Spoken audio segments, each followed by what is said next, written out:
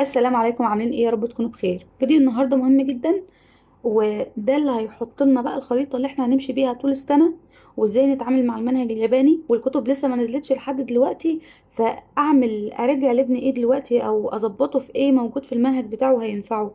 فالفيديو ده مهم لجريد 2 جريد 3. اول حاجه هقول جريد 3 على السريع، او الحاجات المهمه اللي انت كجريد 3 المفروض تكون عارفها كده قبل ما تدخل المنهج، او تبقى متاسس فيها على الاقل، او عندك يا عم خلفيه عنها.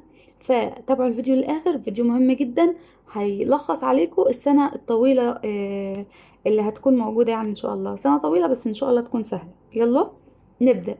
اول حاجه، اول شابتر بيتكلم عن مالتيبليكيشن. انت في جريد 3 ممكن تكون ما خدتش مالتيبليكيشن، بس انت لسه معاك الوقت ان انت تحفظ التيبل عادي خالص. ليسون 1 ليسون 2 ليسون 3 حتى معاك عادي، وانت كل ده وانت بتحفظ التيبل. فمش هياخد منك مجهود كبير التيبل ابدا. وانا عامله فيديو كورس كامل للتيبل، ربع ساعة. ربع ساعة دي هتلخص عليك وقت طويل جدا. يعني هي ربع ساعة بس هتلخص عليك وقت طويل جدا. فمهم جدا تشوف الفيديو، اكتب الشورت نوتس اللي فيه، هتنجز الفيديو. هتنجز الفيديو بسيط، وهتنجز جدا معاك، وهتحفظ التيبل بسرعة جدا. فده أول حاجة. تاني حاجة، وحاجة أساسية جدا ويمكن نعملها قبل المالتيبليكيشن كمان، الاديشن والسبتراكشن، البلس والماينس. لازم الطفل بتاعي يكون بيعرف يعمل بلس وماينس. 1 ديجيت مع 1 ديجيت، 2 ديجيت مع 2 ديجيت، 2 ديجيت مع 2 ديجيت بقى فيرتيكال وهوريزونتال فوق بعض او جنب بعض، اللي هي الاديشن بلس، اللي هو مثلا 23 بلس 35 عادي خالص، يكون عارف يعمل دي ويكون عارف يعمل دي. 38 مثلا يكون عارف يعمل اديشن وسبتراكشن 2 ديجيت مع 1 ديجيت. فالحاجات دي اساسيه جدا، ما ينفعش ما يكونش عارفها. فدي تاني حاجه برضو اعمل تشيك عليها وراجع له عليها، بتعرف تعمل بلس ولا ماينس؟ لان ما فيش منهج ما فيهوش بلس وماينس. لا، لازم يكون المنهج موجود فيه بلس وماينس. لغايه جريد 6 عنده بلس وماينس عادي خالص. فاول حاجه مالتيبليكيشن، تاني حاجه الاديشن والسبتراكشن مهمه جدا. ومش بس بقى 2 ديجيت و2 ديجيت، لا، ده الاساس. يعني لو انتوا لقيتوا مثلا 3 ديجيت فيه مشكله، فارجعوا لل2 ديجيت. تالت حاجه مهمه جدا، اللي هي الاديشن بتاع برضو 3 ديجيت مع 3 ديجيت، طبعا ده ريليتد بالاديشن والسبتراكشن. وتالت حاجه مهمه جدا بقى، الريدنج بتاع الفور ديجيت نمبر والفايف ديجيت نمبر والثري ديجيت نمبر، الارقام الكبيره اللي هي 1000. مثلا ده اسمه ايه؟ يعرفه. واعمل له ريفيجن مثلا على الفورمز بتاعت النمبر، الستاندرد فورم، اكسباندد فورم اللي كان بياخدها في جريد 2، الوورد فورم، واعمل له ريفيجن عليها كده، اشوف الدنيا معاه فيها ايه. اعمل له ريفيجن على الفاليو والبليس فاليو، الحاجات الاساسيه. الحاجات دي موجوده في المنهج بتاعه، فلازم الحاجات دي اعمل ريفيجن عليها. حتى لو الكتاب اتاخر وانت مظبط الحاجات دي، المنهج مش هياخد معاك وقت، الشابتر مش هتقف عليه كتير. لكن مثلا انا بدات في شابتر الاديشن والسبتراكشن ولقيت عنده مشكله، طب طبعا ما انا هقف في الشابتر ده، بس ليه اضيع وقت في شابتر بسيط وسهل؟ هي دي الفكره بس. يبقى اول حاجه multiplication addition subtraction، البيج نمبر مثلا اللي هي الفور ديجيت والفايف ديجيت والسكس ديجيت نمبر. رابع حاجه معايا التايم، مهم جدا. الساعه لو في مشكله عنده نظبطها. انا نزلت لكم الساعه بارت 1، بارت 2 هتنزل بعدها على طول. تمام. الساعة عنده حاجة مهمة جدا، الليبس تايم اللي هو الوقت المنقضي. احنا بدأنا مثلا الساعة 6 o'clock، خلصنا الساعة 7 o'clock، خدنا تايم قد ايه؟ بس عنده طبعا أسئلة وأفكار أعلى من كده بكتير. تمام. فالدنيا برضو هتبقى بسيطة إن شاء الله، متقلقوش. يبقى أول حاجة multiplication، عنده chapter 1 أو unit 1 multiplication. تاني حاجة التايم. تالت حاجة الديفيجن، طالما في multiplication وأنا خدت الديفيجن فالموضوع سهل. الاديشن والسبتراكشن عادي. الميجرمنت كان اخد قبل كده في جريد 2 اللينث والكاباسيتي والحاجات دي، فبرضو الموضوع مش هيبقى صعب عليه، ما تقلقوش. الكونفرجن بتوين يونت هو موجود اصلا في جريد 3 من زمان، فمش حاجه جديده ولا حاجه تقلقكم ابدا. والله مش كلام ومش بطمنكم خلاص، بس حرفيا الموضوع بسيط باذن الله. يعني ده مثلا ما يتحسبش شابتر، يعني الاديشن سبتراكشن ما يتحسبش شابتر، وده ما يتحسبش شابتر اللي هو الداتا ريبريزنت. يعني لو جينا نعده والله ما يتحسب شابتر، فالدنيا بسيطه باذن الله. والمنتال ماث بيبقى اديشن وسبتراكشن، احنا ممكن نحلها بالطريقه العاديه، بس طبعا طالما هو ليه علاقه بالمنتال بنعلمها له، وفي نفس الوقت برضو ممكن نتعامل بالطريقه العاديه بتاعتنا. اليونت 8 بتتكلم على الديفيجن ويز ريميندر، برضو بتبقى بسيطة. يعني انا مش بقول بتبقى بسيطه وخلاص، هتبقى بسيطه، بس انا قلت الحاجات الاساسيه اللي احنا نعمل عليها ريفيجن اهو. البيج نمبر اهي جايه اهي في يونت 9، فمش محتاجه يعني اقف عليها. والفيرتيكال مالتيبليكيشن كده كده اصلا مش شرط اقف على الفيرتيكال مالتيبليكيشن واستنى اخدها في الاخر، لا، وانا شغاله جنب المنهج عادي جدا. انا شغاله مالتيبليكيشن، حفظت الطفل اللي عندي جدول الضرب، علمته بلس وماينس بكل الاشكال، علمته التايم، عملت له ريفيجن عليه عشان لما يدخل ياخد الساعه ما يحسش بضغط او يحس ان الدنيا صعبه، لا يبقى عارف اللونج هاند لو عند ال1 عنده كام منت، ال7 عندها كام منت، ال8 عندها كام منت، الحاجات الاساسيه دي. عرفته البيج نمبر، فكده انا وقعت له شباتر كتيره كده وهو مش واخد باله.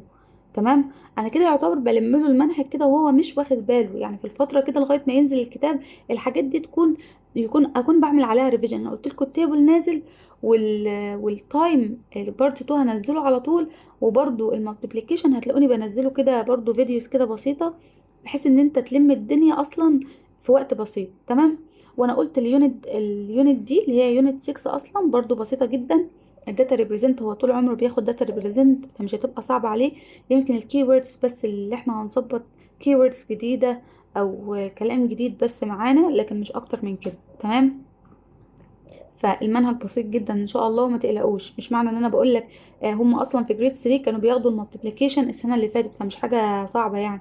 واحنا كنا بندي حاجات زياده عن المنهج، فهي دي اللي جت زياده، يعني احنا كده كده كنا بناخدها زياده.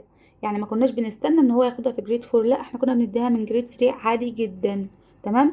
فده باختصار منهج جريد 3 وازاي تمشي على منهج جريد 3. تمام. البلان الواضحه السهله جدا بتاع جريد 3. ندخل بقى على جريد 2. جريد 2 اول شابتر برضو بسيط جدا، اللي هي الداتا ريبريزنت والجراف والتابل والحاجات دي، حاجه بسيطه جدا. برضو ما تتحسبش، برضو انا كل شويه اقول ما تتحسبش، بس فعلا ده شابتر سهل درجته مضمونه في الامتحان، كل الطلبه بتفهمه. يعني المستويات لو مستواه بسيط، لو مستواه عالي شاطر نص نص، فبيفهمه كويس جدا. تمام. فده بالنسبة لشابتر 1. شابتر 2 addition و subtraction، يعني برضو اجي في جريد 2 اركز على الاديشن والسبتراكشن. انت ابنك لسه داخل جريد 2 الكتاب منزلش، اعمل معاه ريفيجن على الاديشن والسبتراكشن، راجعوا على الاديشن والسبتراكشن، ظبطوا الاديشن والسبتراكشن. عشان انا في ناس لسه حاجزه معايا جديد، انا لما بشوف المستويات في الاديشن والسبتراكشن انا بتخض في جريد 3 مش في جريد 2. فليه انا اقعد مستنيه المنهج واقعد اقول في ايه في ايه؟ لا، اظبط الاديشن والسبتراكشن. 2 ديجيت برضو مع 2 ديجيت، 3 ديجيت مع 3 ديجيت، لان عنده ال 3 ديجيت نمبر. يبقى اول حاجه اظبطها في جريد 2 برضو، لو عنده مشكله في الاديشن والسبتراكشن اظبطها فيرتيكال وهوريزونتال فوق بعض وجنب بعض. لو عنده مشكله في التايم الساعه اللي كانت عنده في جريد 1 لو فيها مشكله اظبطها برضو. تمام. اليونت اوف لينث اديله فكره عنها، او هي موجوده عنده في المنهج اصلا. انا بقول على الحاجات المضمونه اللي انت كأم مثلا ممكن تعمليها. الفيرتيكال اديشن والفيرتيكال سبتراكشن عادي اديله اسئله عليها. وان شاء الله هسيب لكم لينك قناه التليجرام هتلاقوا نازل عليها ورك شيت على الاديشن والسبتراكشن فيرتيكال وهوريزونتال فوق بعض وجنب بعض، سواء لجريد 2 او جريد 3. تمام. يبقى اول حاجه اشتغل مع addition و subtraction. النمبر greater than 100 اعرف لو هو مش عارف يقرا النمبر ده اعلمه 282. انا بقرا النمبر ده زي ما هو وبقرا ده زي ما هو. لو مش عارف يقرا ده اسمه 300، النمبر ده اسمه 70 يبقى اسمه 370. الحاجات دي اعرفه برضو الفورمز اوف نمبر، الستاندرد فورم، الاكسباندد فورم، الورد فورم. هنزل لكم برضو فيديو عن الحاجات دي. افكره باليونتس اوف كاباسيتي، وانت كنت بتاخد كاباسيتي في جريد 1، بس انت ايوه ما كنتش بتاخد يونتس، بس انا اعلمه اللتر والملي لتر والحاجات البسيطه دي. فهو ده، او هي دي الحاجات الاساسيه اللي انا المفروض اراجعها مع ابني، او ابني اللي دخل جريد 2 يكون جاهز او يكون عنده كده خلفيه عن الحاجات دي، عشان منهج جريد 2 يبقى سهل. منهج جريد 2 خفيف جدا، يمكن الكلام اللي هيبقى موجود وانا بقول قبل ما الكلام يحصل او على الجزء بتاع التايم والكونفرجن بتوين يونتس بتاع التايم، سواء مثلا بيقول لك 120 minutes equal كام اور وكده، ممكن ده اللي يبقى عليه كلام. والكونفرجن بتوين يونتس بتاع اللينث ده اللي هيبقى عليه كلام، وده اللي الناس هتفكره صعب. هو مش صعب، يعني المنهج يعتبر هو ده الحاجتين الجداد اللي فيه، لكن غير كده المنهج بسيط. فما فيهاش مشكله لما يضيف لنا حاجه جديده نقعد نفكر فيها بقى، او نشغل دماغنا بيها، عادي جدا. ده يمكن المنهج ده واحنا بناخده كمان نحفظ جنبه المالتيبليكيشن تيبل، هيبقى كويس جدا. لان بناء على المنهج الجديد واللي نازل في جريد 3، فاكيد في جريد 2 الترم التاني هيكون في مالتيبليكيشن، دي حاجة أساسية. فأنا أظبط كده الحاجات اللي ينفع تتظبط وحاجات بسيطة أظبطها، عشان لما أبدأ منهج جريد 3 أحس الدنيا سهلة مش الدنيا معقدة، أو أما أبدأ منهج جريد 2 أحس الدنيا سهلة مش معقدة. يبقى احنا قلنا أهم الحاجات اللي احنا نعمل لها ريفيجن في جريد 2. أهم حاجة الفيرتيكال أديشن والفيرتيكال سبتراكشن، دي أول حاجة في جريد 2 كده، اللي هو A B جريد 2 vertical addition vertical subtraction والساعة. تمام.